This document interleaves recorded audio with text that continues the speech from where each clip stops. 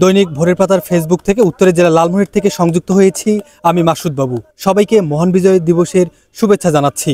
আমি এই মুহূর্তে রয়েছি লালমনিরহাটের হাতীবান্ধা উপজেলার কেন্দ্রীয় শহীদ মিনার প্রাঙ্গণে। সকাল থেকে এখানে কিন্তু প্রশাসন এবং বিভিন্ন রাজনৈতিক ব্যক্তি কিন্তু এই শহীদ মিনারে পুষ্পমালা অর্পণ করছেন।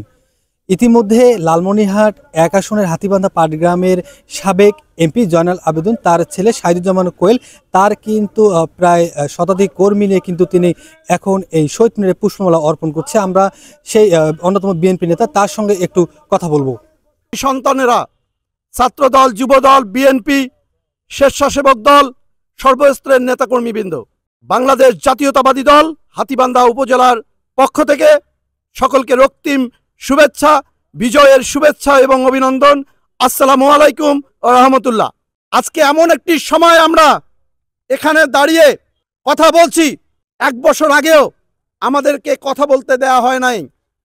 আমরা খুব ভালোভাবে জানি কথা বলতে দেয়া হয়নি, এটাও যেমন সত্য, সত্য আরেকটিও আছে। সেই সত্য হচ্ছে আমাদের যারা নেতৃত্ব ছিল তাদের নতজানু, তাদের পদলেহন আমাদেরকে আরো নতজানু করেছিল। আওয়ামী লীগের দালালি যারা করেছিল তাদের কারণে আমরা হাতীবান্ধায় কোমর খাড়া করে দাঁড়াতে পারিনি। প্রিয় বন্ধুরা, আজকে এই দিনে আমি শ্রদ্ধা ভরে স্মরণ করছি বাঙালি জাতির রাখাল রাজা শহীদ প্রেসিডেন্ট জিয়াউর রহমানকে।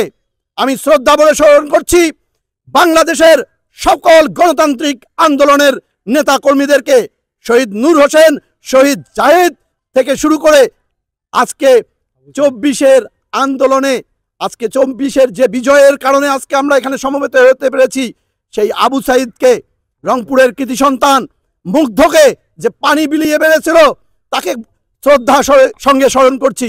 1971 সালের এই দিনে তাজা রক্ত, ইজ্জত এবং জীবনের বিনিময়ে কিন্তু আমরা আজ বিজয় লাভ করেছি। উত্তরের জেলা থেকে মাসুদ বাবু, দৈনিক ভোরের পাতা, লালমনিরহাট।